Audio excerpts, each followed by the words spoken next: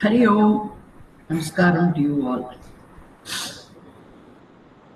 Sadashivasamarambham Shankaracharya Madhyamam Asmadacharya Paryantam Vande Guru Paramparam.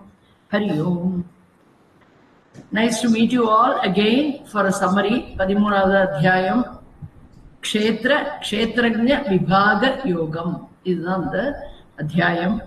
மாமா உங்களுக்கு ஸ்லோகம்லாம் சொல்லி கொடுத்துருப்பார். இப்ப நம்ம வெறும் சம்மரி தான் பார்க்க போறோம். I won't touch any shloka meaning or shlokas. Okay, this is what is essential teaching in that chapter. அதுதான் நம்மளுக்கு முக்கியம்.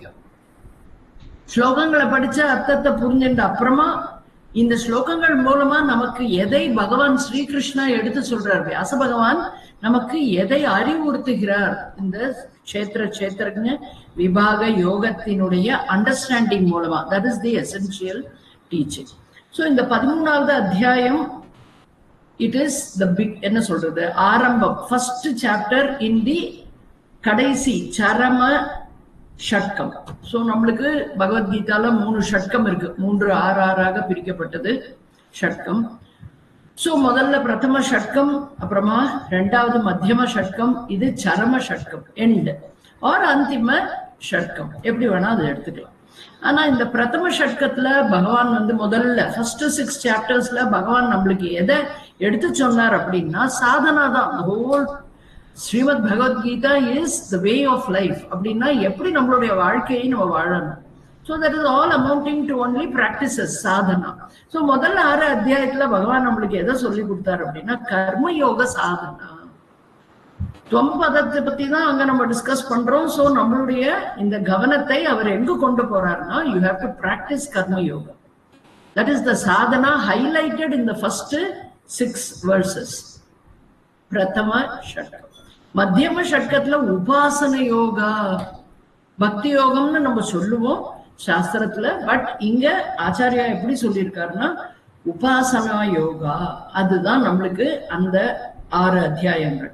மத்தியம ஷட்கம் 7வதுல இருந்து 12வது அத்தியாயம் வரைக்கும் நம்மளுக்கு பகவான் தத்பதத்தை பத்தி சொல்லி தரப்போது he is insisting you have to practice உபாசனா யோகா. உபாசனானா இந்த இடத்துல சகுண தியானம்னு அர்த்தம். ஸோ பக்தியை நம்ம எப்படி பார்க்கணும் அப்படின்னா we should cultivate the habit of சகுண தியானம். அதுதான் நம்மளுக்கு ரொம்ப ரொம்ப முக்கியம். ஸோ முதல் ஷட்கத்துல கர்ம யோகத்தை ஹைலைட் பண்ணி 2வது ஷட்கத்துல உபாசனா யோகத்தை ஹைலைட் பண்ணின பகவான் ஸ்ரீகிருஷ்ணா 3வது ஷட்கம் 13வது அந்திம ஷட்கம் சரம ஷட்கம், அதுல 13வது அத்தியாயத்தை எப்படி ஆரம்பிக்கிறார் அப்படின்னு பார்த்தா he is starting it as the essential teaching called ஞான yoga. So sadhana in that final 6 chapters is pointing towards ஞான யோகா. So முதல் 6 அத்தியாயங்கள் கர்ம யோகா, அடுத்தது உபாசனா யோகா மத்தியம ஷட்கம், அண்ட் சரம ஷட்கத்தில் பகவான் இஸ் ஹைலைட்டிங் ஞான யோகா. இதுதான் நம்மளுடைய சாதனா. ஸோ ஞான யோக சாதனாவை எப்படி அவர் ஆரம்பிக்கிறார் அப்படின்னா க்ஷேத்ரஜ்ஞ விபாக யோகம். The difference between the க்ஷேத்ரம் and க்ஷேத்ரஜ்ஞன். ஸோ இந்த க்ஷேத்ரம் க்ஷேத்ரஜ்ஞன்கிற டேர்ம்ஸ் எல்லாம் எதை நம்மளுக்கு கன்வே பண்றது, அதுதான் அர்ஜுனன் ஆரம்பிக்கிறான். இந்த 13, 14, 15 இந்த 3 அத்தியாயங்களும் அப்படியே உபனிஷத்திலிருந்து எடுத்து சொல்லப்பட்ட teaching. Totally Upanishadic teaching, essential teaching, Advaita teaching. இதுலதான் நம்மளால கண்டிப்பாக உணர முடியும். இந்த 3 அத்தியாயங்கள் they are very very very important for a sadhaka, for a தீவிர முமுக்ஷு. இது ரொம்ப முக்கியம். So very important from the Vedantic angle. யாரெல்லாம் வேதாந்தத்துல அதீதமா ஈடுபாடு வச்சிருக்காளோ அவளுக்கு இந்த 3 அத்தியாயங்கள் மிகவும் அருமையான தெளிவை கொடுக்கக்கூடியது. ஸோ இப்படிதான் நம்ம ஆரம்பிக்கிறோம். இந்த சாப்டர் எப்படி ஆரம்பிக்கிறதுனா அர்ஜுனனுடைய கேள்வி. எல்லா அத்தியாயத்திலையும் maximum Arjunan will start the question in the first phase itself. அப்படி ஆரம்பிச்சு அர்ஜுனன் 6 விதமான டெக்னிக்கல் டேர்ம்ஸுக்கு அர்த்தத்தை என்னன்னு எனக்கு சொல்லுங்கோ அப்படின்னு பகவான் கிட்ட கேட்கிறான். That is his question. So பல இடங்கள்ல இது இருக்கும்பா இல்லம்பா, நம்மளுக்கு அதை பத்தி கவலை இல்லை. We need a base. இந்த அத்தியாயத்தை நம்ம எப்படி புரிஞ்சுக்கணும் அப்படின்னா இந்த 6 வார்த்தைகளினுடைய அர்த்தத்தை அர்ஜுனன் கேள்வியாக எழுப்பியதில் பகவான் நம்மளுக்கு இந்த டீடைல்டு சாப்டரை கொடுத்திருக்கார். அதனால சோ என்னென்ன டேர்ம்ஸ் அப்படின்னு கேட்டா எல்லாமே சாஸ்திர ரீதியில வரக்கூடிய டேர்ம்ஸ். ஒண்ணு பிரகிருதி, புருஷ, க்ஷேத்ர, க்ஷேத்ரஜ்ஞ, ஞானம் அண்ட் ஞேயம். இந்த 6 சாஸ்திர ரீதியில வரக்கூடிய டெக்னிக்கல் டேர்ம்ஸுக்கு அர்த்தம் கேட்கிறான் அர்ஜுனன். இந்த 6ஐயுமே நம்மளுடைய ஆச்சாரியா எப்படி கொண்டு வந்திருக்காருன்னு கேட்டா 3 டாபிக்காக பிரிக்கிறார். So these 6 Vedanta related terms are grouped into 3 topics. என்னன்னு பார்த்தோம்னா ஃபர்ஸ்ட் க்ஷேத்ரஜ்ஞ புருஷ ஞேயம். க்ஷேத்ரஜ்ஞ புருஷ ஞேயம், this is put under the topic of Atma. And then க்ஷேத்ரம், இது க்ஷேத்ரஜ்ஞ. So க்ஷேத்ரஜ்ஞ புருஷ ஞேயம், க்ஷேத்ரஜ்ஞ புருஷ ஞேயம், இது 3ம் ஆத்மாங்கிற டாபிக்ல டிஸ்கஸ் பண்ண போறோம். அதே போல க்ஷேத்ர க்ஷேத்ரம், that is okay, க்ஷேத்ரம் பிரகிருதி, இது 2ஐயும் we are going to discuss under the topic of அனாத்மா. சோ இது நல்ல கவனத்துல இருக்கணும். க்ஷேத்ரஜ்ஞன் புருஷ அண்ட் ஞேயம், இது 3ம் ஆத்மா. க்ஷேத்ரம் prakriti is discussed under the topic of anatma, and jnanam cannot come under either atma or anatma. jnanam இது 2 குரூப்லயும் வராது. அதனால இதை தனியான டாபிக்காக பகவான் டிஸ்கஸ் பண்றார். So 3 topics are discussed in this one chapter: atma, anatma, jnanam. And then Krishna is talking about atma, anatma, jnanamங்கிறத மனசுல வச்சுண்டு then from 2வது ஸ்லோகத்திலே, முதல் ஸ்லோகம் இந்த கேள்வி ஆயிடுறது. 2வது ஸ்லோகத்தில இருந்து 24வது ஸ்லோகம் வரைக்கும், 2nd to 24th verse or shloka, என்ன எதை பத்தி அவர் டிஸ்கஸ் பண்றார் அப்படின்னா இந்த ஆத்மா, அனாத்மா, ஞானம், இந்த 3 டாபிக்ஸும் அவர் டிஸ்கஸ் பண்றார் இந்த 2ல இருந்து 24. So பகவான் now how he is starting it பார்க்கலாம். Krishna first he is we will take up first anatma for discussion. நம்ம இப்போ அனாத்மாவை ஃபர்ஸ்ட் எப்படி பகவான் நம்மளுக்கு கன்வே பண்றார். இந்த அனாத்மானா என்ன? 2 things are there in அனாத்மாங்கிற டாபிக். ஒன்னு க்ஷேத்ரம், இன்னொன்னு பிரகிருதி. கவனமா இருக்கணும். ஏன்னா இந்த topic Vedanta related topic. It has to be only connected with so many Vedantic terms. உங்களுக்கு எல்லாருக்கும் ஃபெமிலியரா இருக்கும், பிகாஸ் மாமா சொல்லி கொடுத்துருப்பாரு. இருந்தாலும் நம்ம கவனத்தோட இருந்தாதான் இதை சரியா புரிஞ்சுக்க முடியும். So we should not have our cell phones by our side, மியூட்ல வச்சுட்டு போன் வந்தா பேசுறது அந்த மாதிரி இல்லாம இதை கவனிச்சோம்னா இந்த சாஸ்திரம் நம்மளுக்கு ரொம்ப உபயோகமா இருக்கும். So Krishna first he starts by revealing the definition of anatma. anatmana என்ன அப்படின்னா கிருஷ்ணா says, எதையெல்லாம் நீ அனுபவபூர்வமாக பார்க்கிறாயோ, எதையெல்லாம் உனக்கு அனுபவமாக கிடைக்கிறதோ, எந்த அனுபவங்கள் உன்னால் சதா நினைக்கப்பட்டு முயற்சி செய்யப்பட்டு செயலாக்கப்பட்டு அனுபவமாக வெளிப்படுகிறதோ அது எல்லாமே திருஷ்ய பதார்த்தம். திருஷ்யம் அப்படின்னா that which is visible. எது எல்லாம் நம்ம கண்களுக்கு, நம்ம புலன்கள், 5 புலன்கள் தான். இந்த சர்வ சிருஷ்டியுமே இந்த 5 புலன்கள் கனெக்டட் ஆப்ஜெக்ட்ஸ் தான். கண்டு கேட்டு நுகர்ந்து சுவைத்து தொட்டு உணரக்கூடிய பொருள்கள் தான் நம்மள சிருஷ்டின்னு நாம ரூபமாக நம்ம பார்த்துட்டு இருக்கோம். சோ இந்த அனாத்மா, இதுதான் அனாத்மான்னு சாஸ்திரம் சொல்றது. பகவான் அதைத்தான் சொல்றார். வாட் எவர் இஸ் திருஷ்யம், எது எல்லாம் உனக்கு அனுபவங்களை தருகிறதோ, எது எல்லாம் உனக்கு புலன்களால் உணரப்படுகிறதோ, தெரிந்து கொள்ளப்படுகிறதோ, அந்த பதார்த்தங்கள்னா ஆப்ஜெக்ட்ஸ், அவைகள் எல்லாமே அனாத்மா. அப்படின்னா எது அனாத்மா? தி என்டையர் யூனிவர்ஸ் இஸ் அனாத்மா. எங்க பார்த்தாலும் என்ன இருக்கு? எல்லாமே அனுபவங்களை தான் தந்துட்டு இருக்கு நமக்கு. அதனால we cannot say இது இல்ல அது இல்லன்னு எதுவுமே இதுல ஃபில்டர் பண்ண முடியாது. தி என்டையர் சிருஷ்டி, தி என்டையர் நாம ரூப, the whole universe, cosmos is nothing but அனாத்மா. அப்படின்னா they are objectifiable. I can objectify them. இது என்ன சொல்றது, இது போலார் நட்சத்திரம், அதுக்கெல்லாம் சொல்லுவா இல்லையா, நட்சத்திரத்துக்கு பல பல பெயர்கள் சொல்லுவாள். நம்மளோட 27 நட்சத்திரங்கள் கான்ஸ்டலேஷன்ஸ்னு சொல்றோம். அது எல்லாம் நம்மளால என்ன பண்ணப்படுறது? ஆப்ஜெக்டிஃபை பண்ணப்படுறது. பொருள்கள், நம்ம பூமியில பாக்குற பொருள்களும் நம்ம ஆப்ஜெக்டிஃபை பண்றோம். ஆப்ஜெக்டிஃபை பண்றதுன்னா என்ன? அது அதுக்கு ஒரு குணம், அது அதுக்கு ஒரு பெயர் அப்படின்னு நம்ம ஏற்பாடு பண்ணி சொல்லிட்டு இருக்கோம், அனுபவிக்கிறோம் அந்த பொருள்களை. திஸ் இஸ் அனாத்மாஸ் டிஸ்கிரிப்ஷன், டெஃபினிஷன். Therefore, என்ன கன்க்ளூஷன் பகவான் டீச்சிங்ல? The world is anatma. Very important point we have to remember constantly. So, the whole body, and then coming to the body, whole world is anatma, full stop. அதுக்கப்புறம் என்ன சொல்றாரு? அங்கேயே பார்த்துட்டு இருக்காத, நீ இந்த உடம்புக்கு சேர்த்திருக்க மாட்ட. உலகம்னு சொல்லும் போது இப்படிதான் கையை காமிப்போம், இங்க யாராவது நினைப்போமா? மாட்டவே மாட்டோம். அதனால பகவான் is also bringing another thought to us. He says, look at your body and look at your mind. You are experiencing your body and also the thoughts in the mind. சதா emotions அனுபவிக்கிறோம், சதா இந்த உடம்புல வரக்கூடிய ஒவ்வொரு மாற்றத்தையும் அனுபவிக்கிறோம். So therefore they are also anatma. So body, world is anatma, body, mind are also anatma. So therefore world, body, mind and their conditionings, இந்த இதோட எதெல்லாம் கண்டிஷன்ஸ் அதுல இருக்கோ, கண்டிஷனிங்ஸ், அது எல்லாத்தையும் சேர்த்து தான் அனாத்மான்னு நம்ம சொல்றோம். அதை ஞாபகம் வச்சுக்கணும். What is the nature of அனாத்மா? அடுத்தது அந்த அனாத்மா டாபிக்ல பகவான் is first definition, and then what do we understand by the definition that the world, body, mind are all anatma. இதான் நம்மளுடைய கவனம். அடுத்தது நேச்சர் ஆஃப் தட் அனாத்மா. how do I know what is anatma அப்படின்னா, that anatma is first thing achetanam. what is achetanam? achetanam அப்படின்னாலே that which does not have any kind of சேத்தனம். சேத்தனம் இல்லாததுன்னா என்ன? அதுல எந்த விதமான உணர்வும் இல்லாதது, அவேர்னஸ் இல்லாதது. It is not even aware of its own self. சரீரத்துக்கு அது நான் சரீரம்னு தெரியாது, அதுக்கு தெரியாது 2 காலு 2 கை 2 கண்ணு மூக்கு வாய் மெய் எல்லாம் இருக்குன்னு தெரியாது. அந்த அளவுக்கு அது ஜடத்தன்மை உடையது. அதுக்கு பேர் தான் அச்சேதனம்.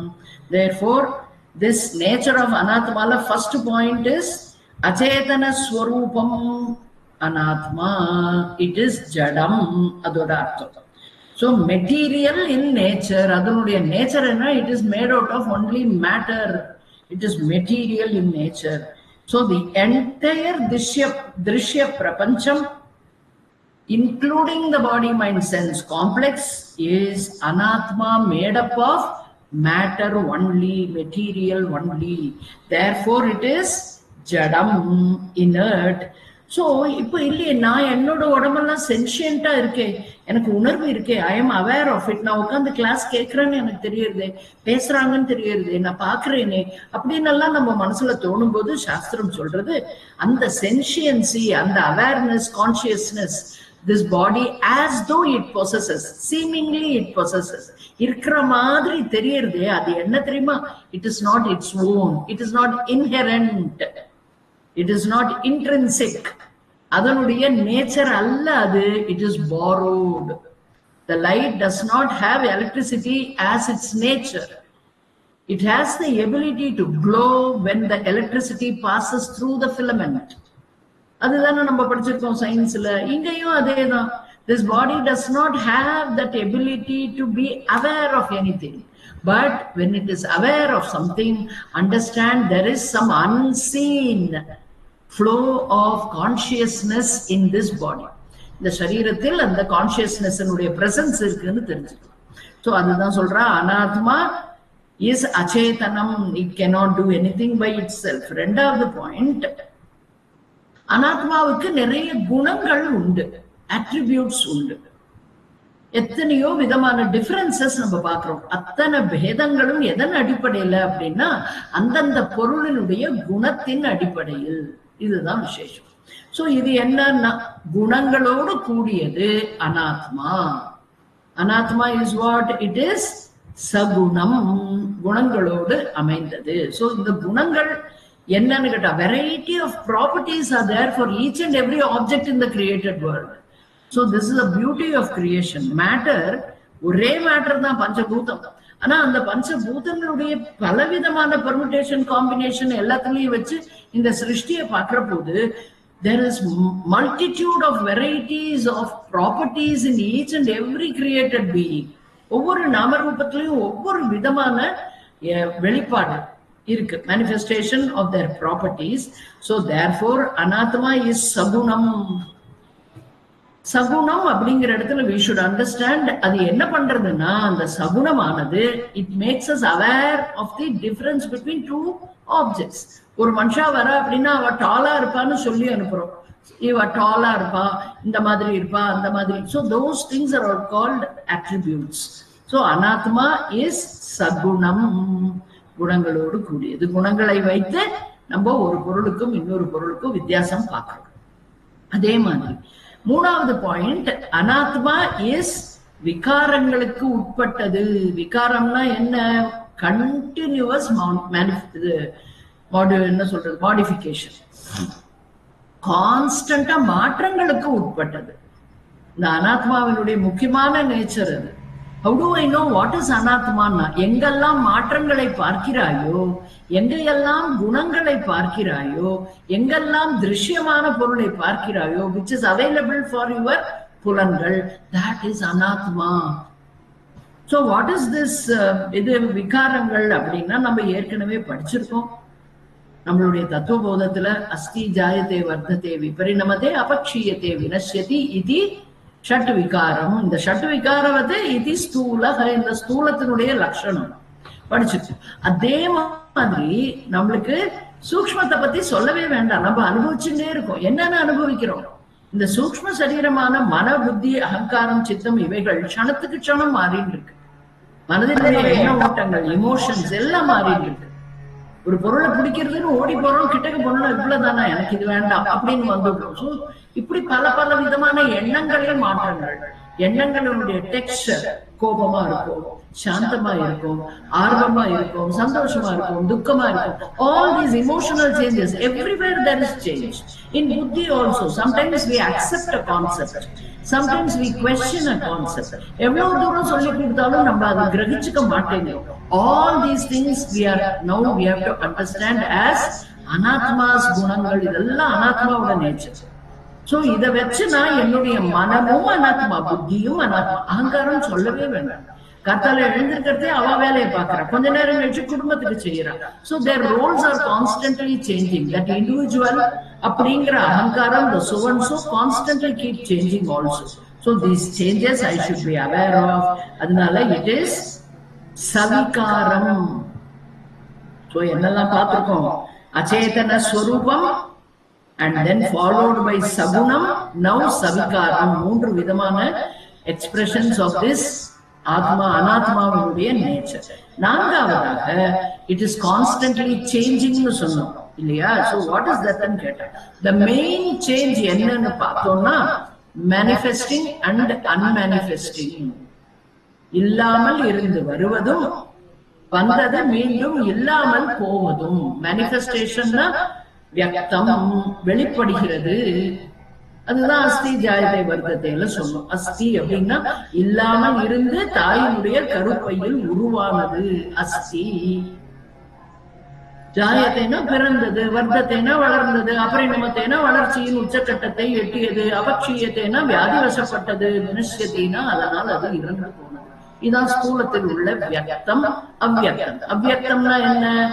இறந்து போவது, that is இல்லாமல் போவது. வியக்தம்னா வெளிப்படுவது, அவ்வியக்தம்னா மறைவது.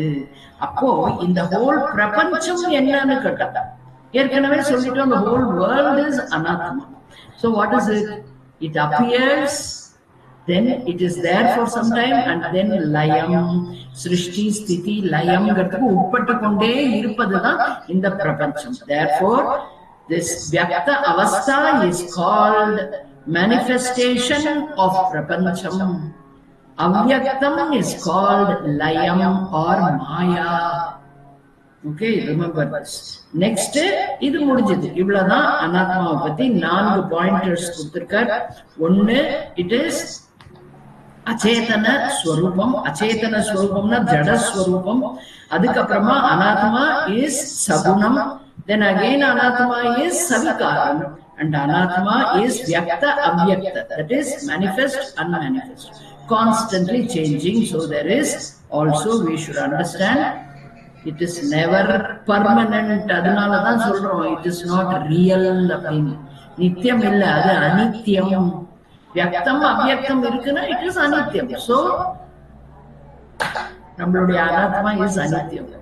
இந்த சரீரத்துல இருந்துட்டு நம்ம இதெல்லாம் சொல்லணும், இந்த மனசுல இருந்துதான் இந்த வார்த்தைகள் வரும்.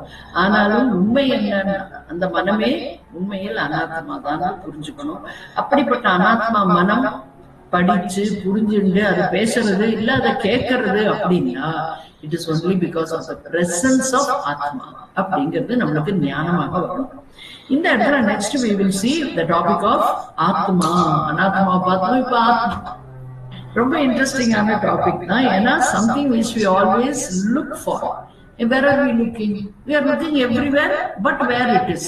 இருக்கிற இடத்தை விட்டுட்டு எல்லா இடத்துலயும் தேடிட்டு இருக்கோம். எங்க தேடுறோம்? ஒவ்வொரு இடத்துலயும் தேடுறோம்.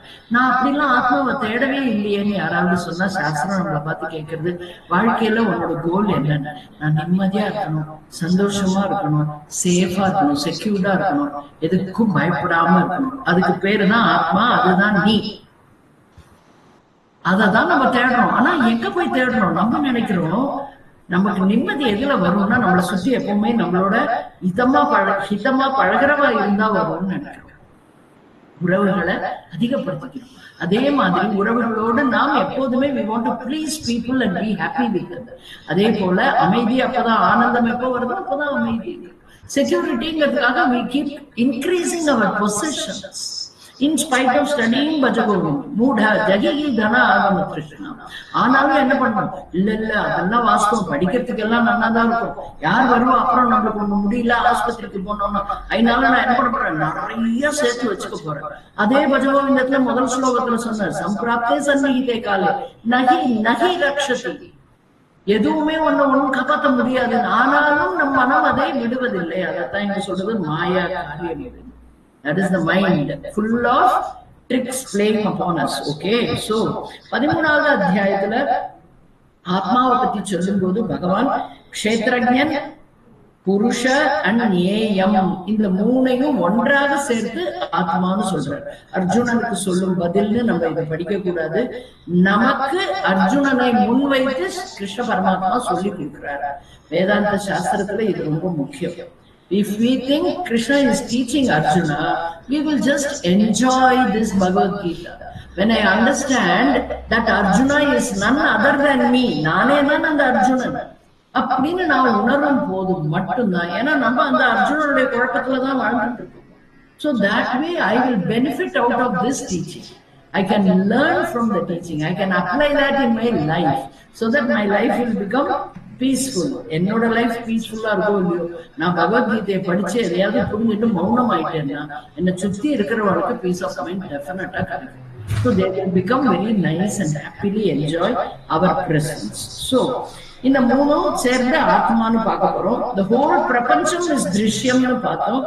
Therefore ஜடம், object of experience, இதெல்லாம் நம்ம பார்த்தோம் அனாத்மாவுடைய நேச்சர். எங்கெல்லாம் அனுபவம்னு ஒண்ணு இருக்கோ, அனுபவிக்கிற பொருளை நம்ம காமிக்கிறோமோ அந்த இடத்துல அனுபவிக்கிறவன் ஒருத்தன் வேணுமோ. When I am experiencing the prapancham, when that object of experience is available as the world, then what happens அப்படின்னா, I should understand the whole prapancham is அனாத்மாவா இருக்கு. But experiences are gained by one person. யாருன்னா the experiencer. Gurudev சொல்ற மாதிரி the experiencer அப்படிம்பார். அந்த ஆறு he will always emphasize in many places. So wherever there is an experience, an object of experience is available-ங்கிறது நிதர்சனம் நம்ம அன்றாட வாழ்க்கையில. வெறுமனை உட்காண்டா I am experiencing யாரும் சொல்ல மாட்டாங்க. உன்னா டிவியை பார்த்துட்டு இருப்பா, பேப்பர் படிச்சுட்டு இருப்பா, சாப்பிட்டு இருப்பா, எதையோ ஒண்ணு பார்த்துட்டு இருப்பா. Somewhere there will be something, some object related to an object that you can say I experience. சாஸ்திரம் சொல்றது who is the experiencer? உடனே நான் என்ன சொல்றேன், ஐ எம் தி எக்ஸ்பீரியன்சர். நான் தான் டிவி பார்க்கறேன், நான் தான் பேப்பர் படிக்கிறேன், நான் தான் சாப்பிடுறேன். I am enjoying my food, I am enjoying the company of my children, my grandchildren, எல்லாம் சொல்றேன். அப்போ what does it mean? I am the experiencer அப்படின்னு நான் சொல்லும் போது I become I, capital I, it becomes the subject. Object is available for திருஷ்யம், பார்த்து கொண்டு இருப்பது. பார்க்கப்படும் பொருள் ஆப்ஜெக்ட் ஆகவும் அந்த ஆப்ஜெக்ட் ஆனது எனக்கு அனுபவத்தை தந்து கொண்டு இருக்கிறது.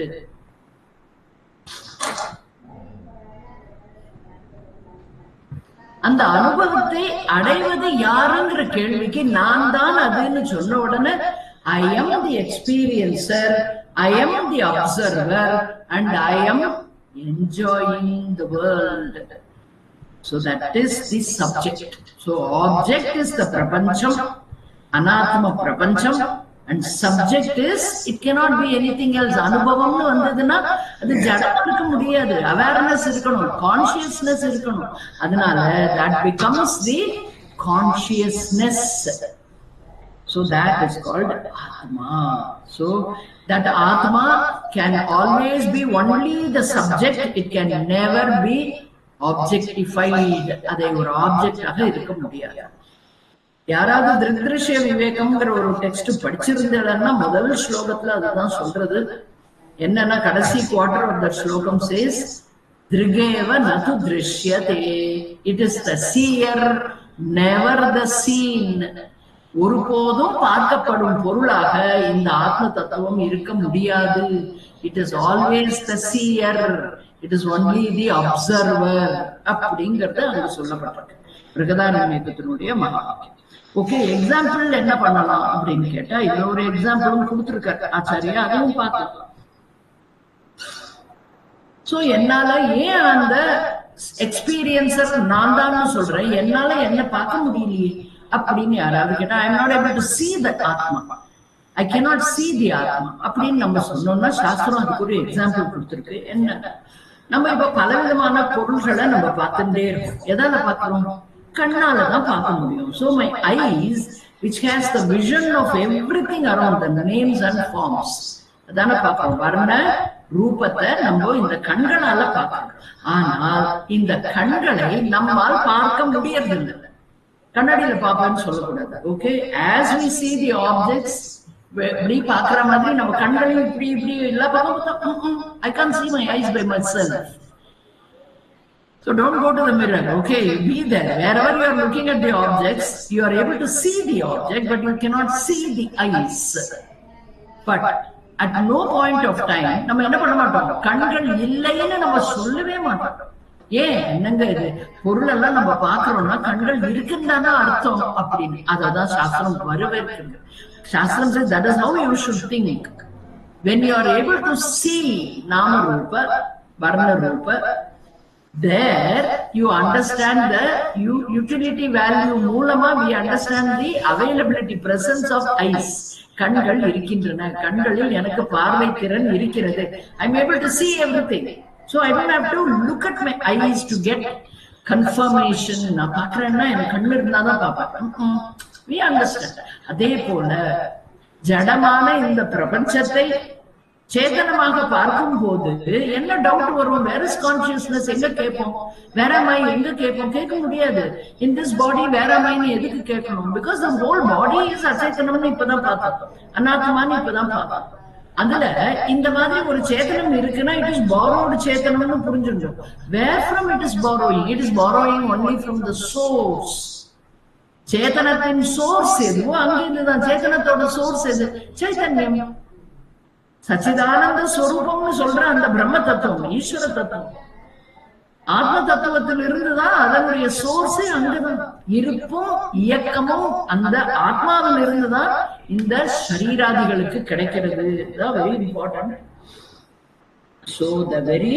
So the doubt of existence of Atma can be eliminated by this example nu solli irukka. So this experiencer cannot become the object of experience. Drigeva natu drishyate.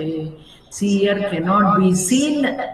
experiencer cannot be experienced.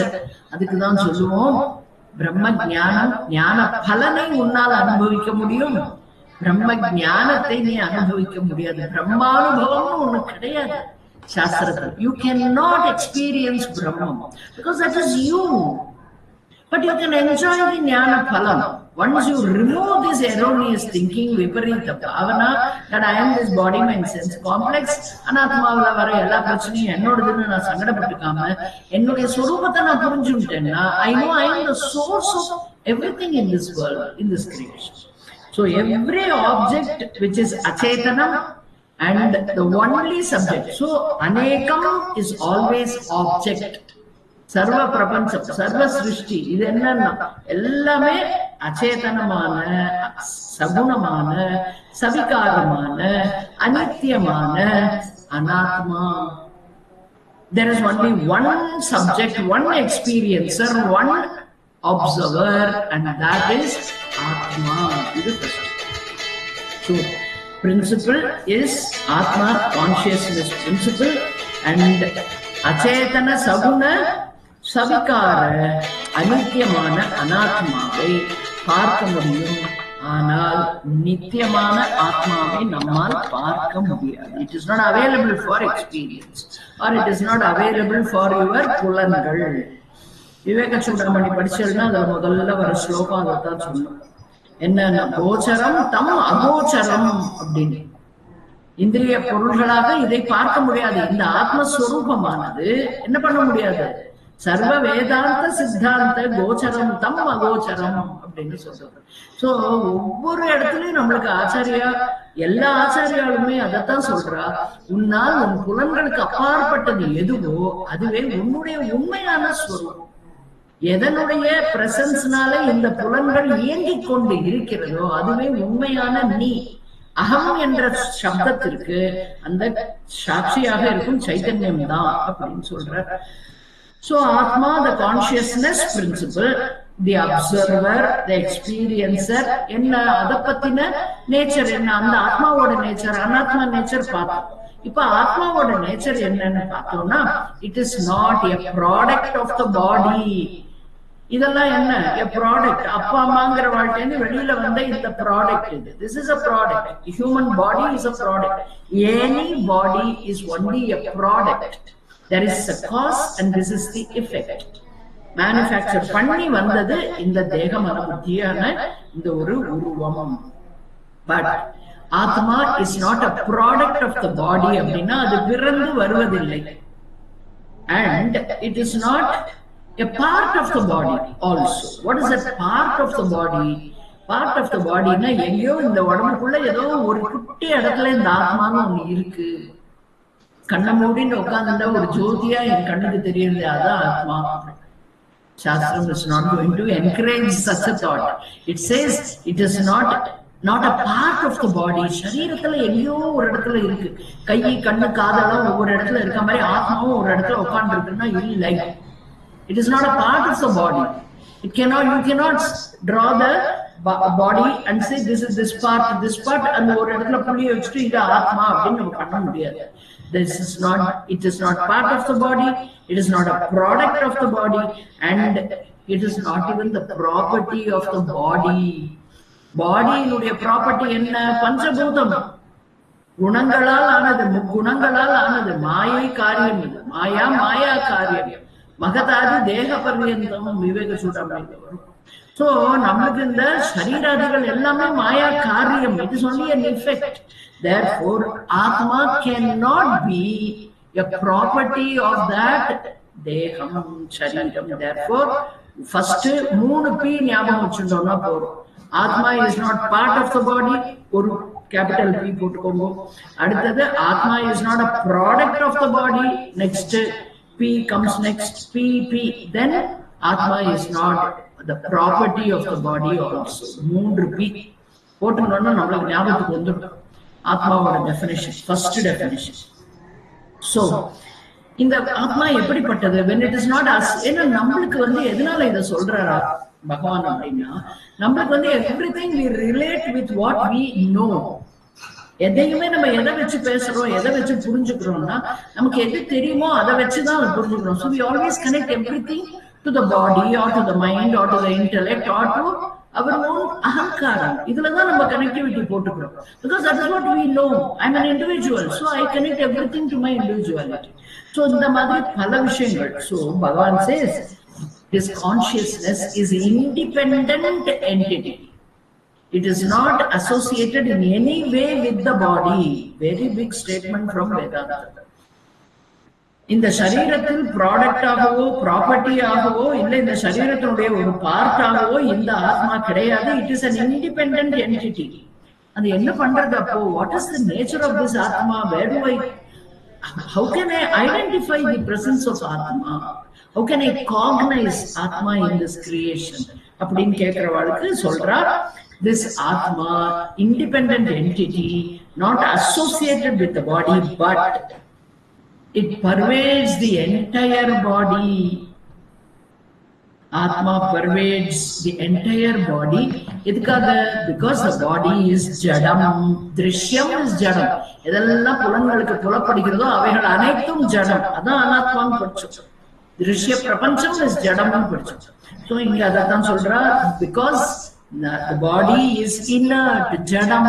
Therefore, to enable the body to function, அதற்கு உயிரோட்டம் கொடுப்பதற்கு life பிரின்சிபலாக அந்த இடத்துல இருக்கு ஆத்மா. All pervading ஆத்மா enlivens the body and it pervades the entire body, inert body. அதையும் சொல்லிக்கணும்.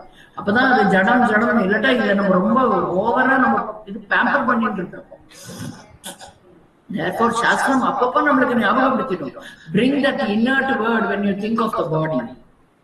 Body is inert. In my presence it is gaining, borrowing from me. அதை சொல்லணும்.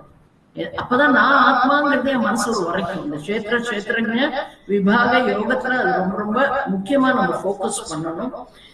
சோ எல்லா இடத்திலும் நீக்கமர நிறைந்திருக்கும் ஆத்மாதான் இந்த சர்வமா, இந்த உடம்பு முழுக்க பரவி இருக்கிற ஆத்மா அப்படிங்கிறத சாஸ்திரம் சொல்றது. அதுக்கு சம்ஸ்கிருதத்துல ஒரு வாசகம் உண்டு. என்னன்னா, சர்வத்திர வியாப்னோதி இது ஆத்மா. சர்வத்திர வியாப்னோதி, வியாப்னோத்தின்னா எல்லா இடத்திலும் நீக்கமர நிறைந்திருப்பதே ஆத்மாவாகும் அப்படின்னு. சர்வகதக படிச்சிருக்கோம் 2வது அத்தியாயத்துல. So the observer, experiencer, witness, சாட்சியாக கான்சியஸ்னஸ் pervades everywhere. அதனாலதான் it can be a witness of everything, everywhere, all time. There is no time it is not witnessing anything anywhere. வெளியில எங்கேயோ அதர் சைட் ஆஃப் த குளோப்ல அங்க தூக்கத்துல இருப்பாளே எல்லாரும்னா அங்கேயும் அந்த சாட்சியாக அது இருக்கு. ஆழ்ந்த உறக்கத்திற்கும் சாட்சியாக இருப்பது ஆத்மான்னு நம்ம படிச்சிருக்கோம். தைஜச இது ஃபர்ஸ்ட் ஆரம்பிக்கதே என்ன சொல்லணும்? விஸ்வ தைஜச பிராக்ஞ. பிராக்ஞ is the witness, consciousness. Body identified with the karana shariram. Atma identified with the karana shariram is prajna.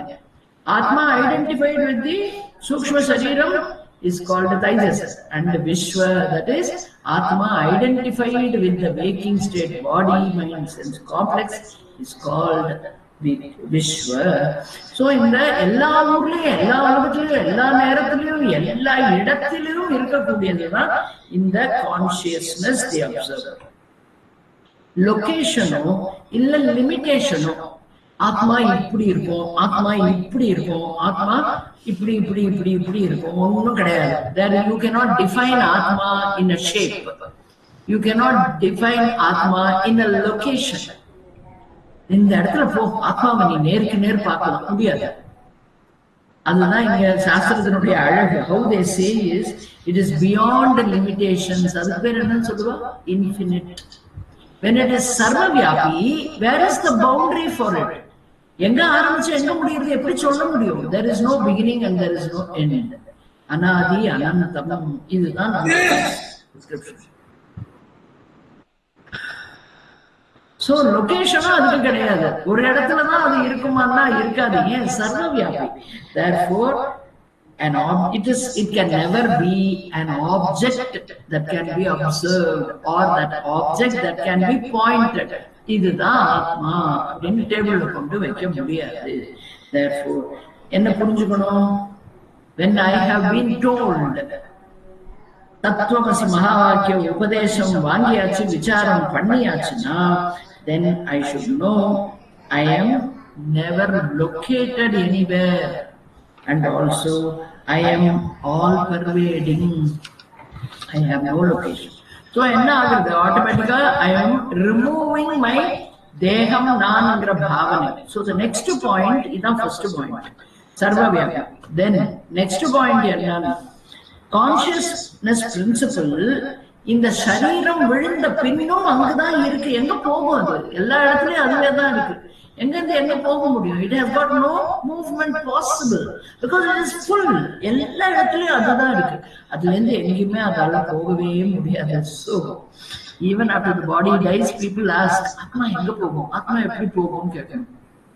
When it is sarvavyapi, how can it go anywhere? It is there only. Medium of transaction, the body has died, never the Atma. Atma can never die, and Atma, எல்லா ரெண்டாவது அத்தியாயத்தில் படிச்சோம், 12வது ஸ்லோகத்துல இருந்து 25வது ஸ்லோகம் வரைக்கும். So na jayate na mriyate எல்லாம் அங்க படிச்சோம். Then the body dies, that is where Atma is manifesting, that medium of manifestation, the body, mind, sense complex everywhere, right? So it collapses and dies. That is what naturally happens. Samprapte sannihite kale, the body has to drop dead. Sukshma karana sharirangal இந்த சரீரத்தை விட்டு அடுத்த தேகத்துக்கு போய்விடும். இந்த தேகத்துக்கு வந்த வேலை முடிந்தது, கீழே பொத்துன்னு விழுந்துடும். ஆனா ஆத்மாவுக்கு என்ன ஆகும்? யாருமே சொல்ல மாட்டேங்கிறேன். ஆத்மாவுக்கு யார் என்ன சொல்லணும்? It is always ever present, ever everywhere. அதுதான் நம்மளுக்கு புரியணும். So then what will happen னு கேட்டா, when I have understood aham eva atma அப்படின்னு புரிஞ்சுட்டவனுக்கு என்ன கிடைக்கும்னா, fear of death போயிடும். எங்க எப்போ எப்படி எனக்கு இறப்பு வரும், அனாயாசேன மரணம் கிடைக்குமா கிருஷ்ணா கேட்கவே மாட்டோம். ஏன்? இந்த தேகத்திற்கு எது ஒன்று விதிக்கப்பட்டிருக்கோ அது நடக்க போறது. எனக்கு என்னன்னா, நான் சாட்சியாக இருக்கேன், அவ்வளவுதான். அது படுத்துட்டு இருக்கிறதையும் சாட்சி தான், அது சிரமப்படுறதையும் சாட்சி தான். இது எல்லாம் நம்மளுக்கு இந்த சாஸ்திரம் உதவும். ஆனா நிறைய இதை நம்ம மனசுல கொண்டு வரணும், அதுதான் முக்கியம். So death is not for me அப்படிங்கிற கிளாரிட்டி கிடைக்கும் இந்த சாஸ்திரத்தை நம்ம புரிஞ்சுக்கிறதுனால. The consciousness, Atma, the all-pervading Atma, Aham Asmi. So I, the Atma, is Sarvavyapi, Sarvagataha. Aham என்ற சொல்லுக்கு ஆத்மாங்கிறது தான் சாஸ்திரத்துல அர்த்தம். பட் நம்ம அகங்காரத்தோட identify பண்ணிட்டதுனால this aham has a different meaning for us. அந்த அகம் என்பது ஒரு இண்டிவிஜுவல்னு சொல்றோம், சோ அண்ட் சோன்னு அவாவா பேர் ஒண்ணு போட்டுக்கிறோம், அதுக்கு பின்னாடி டிகிரி எல்லாம் போட்டுக்கிறோம், முன்னாடி குடும்பத்தோட என்னெல்லாமோ இருக்கு அதெல்லாம் போட்டுக்கிறோம், அப்புறம் எத்தனை குழந்தைகள், எத்தனை குலம், கோத்திரம், ஜாதி, நீதி எல்லாம் வருது. சோ அதெல்லாமே அனாத்மாவோட சம்பந்தப்பட்டதுன்னு புரிந்து கொண்டவனுக்கு சர்வகத ஆத்மா ஏவ அகம் அஸ்மி, இதுதான் அடுத்த பாயிண்ட். அதுக்கும் அடுத்தது என்னன்னா, then we have to understand. Good. So அடுத்தது என்னன்னா, we have to remember this context. என்ன context? The body is the medium and it dies one day. பாடியோட நேச்சர் என்ன? அஸ்தி ஜாயத்தை வர்த்தத்தை விபரிணமத்தை அபக்ஷயத்தை வினஷ்யதி. சோ அது இருந்து பிறந்து வளர்ந்து தேய்ந்து மாய்ந்து போகிறது. சோ அந்த சரீரம் when it is மாய்ந்து போகிறது, I the consciousness, I the ஆத்மஸ்வரூபம், I the awareness, I the life principle, I the ஆதாரம், அதிஷ்டானம், சர்வவியாபியா இருக்கிற ஆத்மாவானது I will continue to survive. Means there is no question of survival. புரிஞ்சுக்கிறதுக்காக உபயோகப்படுத்துற வார்த்தை. I am ever the same, no change whatsoever. இந்த சரீரம் இறந்ததுனால எனக்கு ஒண்ணும் மாற்றம் கிடையாது. மாற்றங்கள் எங்க வரும்னா அந்த சரீரம், இந்த சரீரத்தை என்னோடது என்னோடது என்னோட அம்மா என்னோட அப்பான்னு சொல்லிட்டு இருக்கிறவா அழுவா. ஆத்மாவுக்கு ஒண்ணும் கிடையாது. It will be just merely there, that's all, as a witness to all that is happening. இந்த சரீரம் விழறதும், இந்த சரீரத்தை கொண்டு போவதும், இந்த சரீரத்தை சிதையில வைக்கிறதும், அந்த கர்மங்களை செய்யறதும், அந்திம காரியங்கள் அங்க கிரியாக்களை நடக்கிறதும் எல்லாமே விட்னஸா பார்த்துருக்கோம். ஆத்மா, that Atma does not travel anywhere, it is in everywhere, it is in all places. Okay, so the consciousness will survive the death of the body also. That consciousness oda nature, Atma oda nature படிச்சிருக்கும். So but that consciousness will not be available for vyavahara.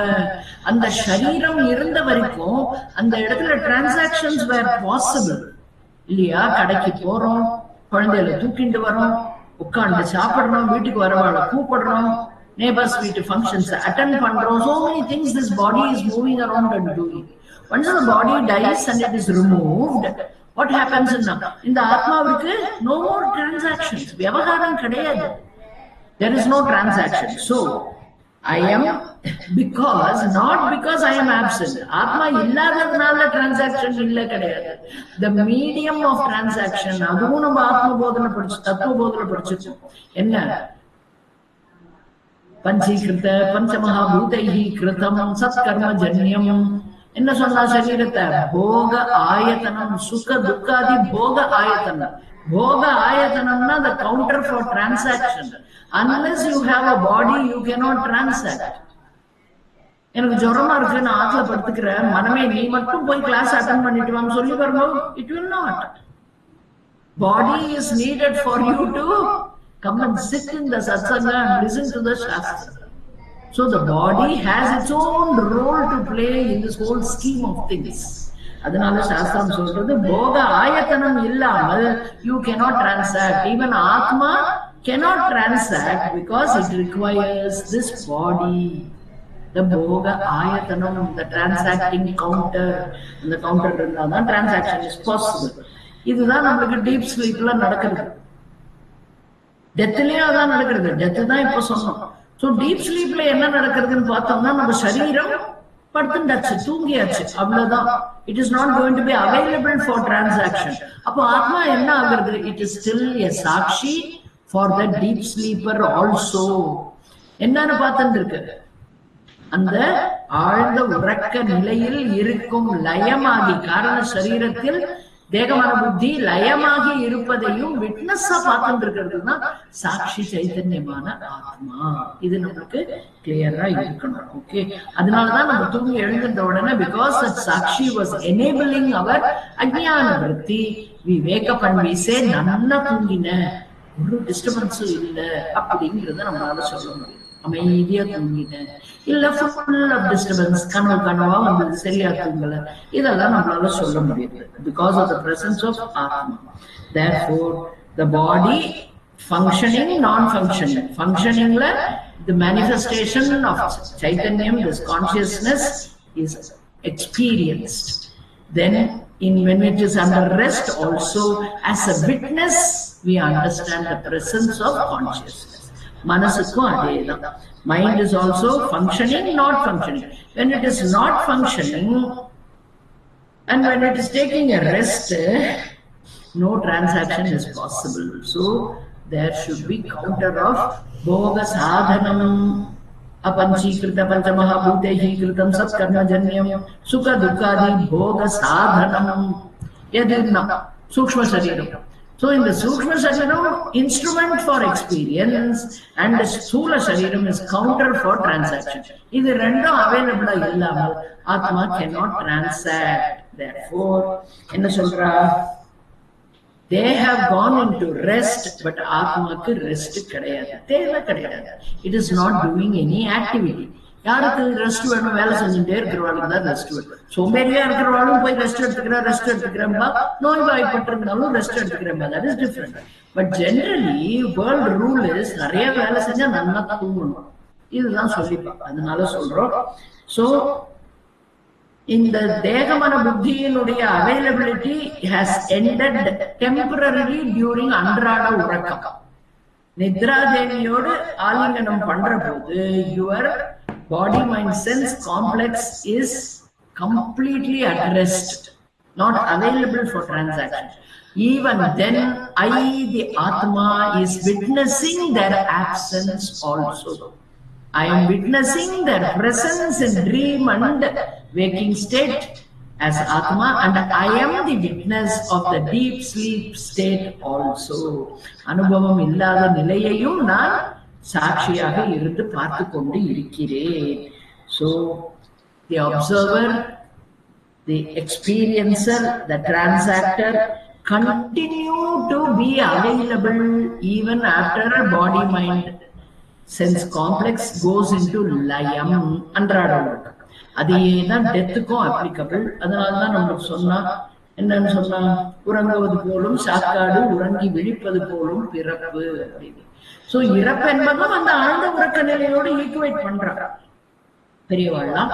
So அந்த மாதிரி இறப்பென்று ஒன்று நிகழும் போதும் மனம் and தேகம், மனம் அதனுடைய வேறு ஒரு கூட்ட தேடி போயிடுது. தேகமானது தீக்கி அல்லது பூமிக்கு கொடுக்கப்படுகிறது, அதனுடைய நேச்சருக்கு அது போயிடுறது.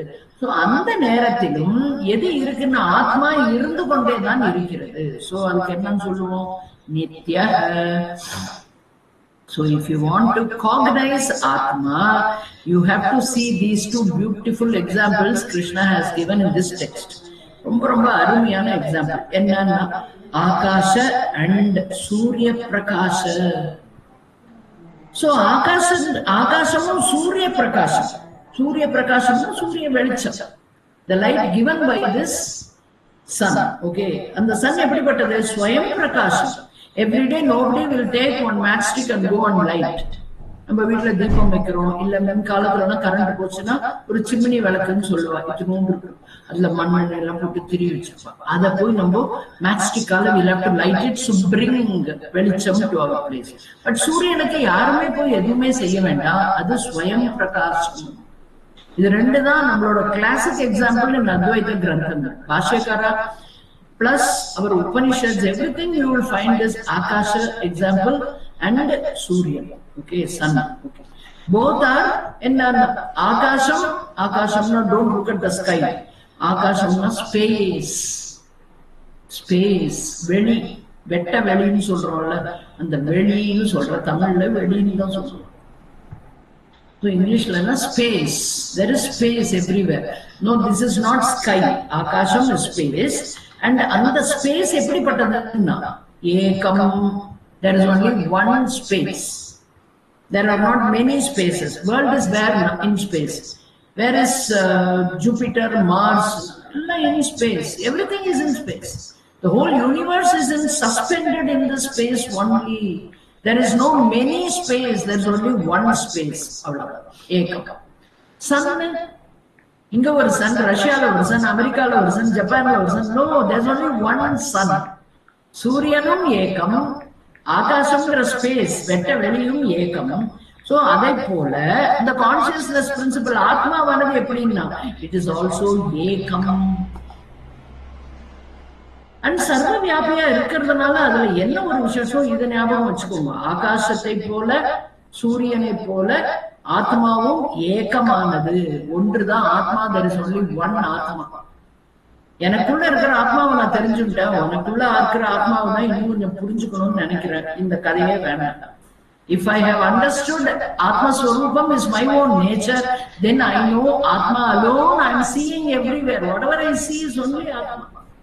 Sarvam Brahmamayam Jagat. Brahma Satyam Jagat Mithya. Whatever Nama Rupas I see is just an appearance. I alone am the truth, and I alone am all pervading in everything what you see, hear, sense, touch, everything, smell and all that. So இந்த ஏகத்துவம் நம்மளுக்கு புரியணும். அதே போல ஆகாசம் உடைய இன்னொரு quality என்னன்னா அச்சலம். The space does not move. மேகங்கள் அந்த ஸ்பேஸ்ல மூவ் ஆகும். ஆகாசம் not sky, space. அந்த ஸ்பேஸ் மூவே ஆகாது. அச்சலம்.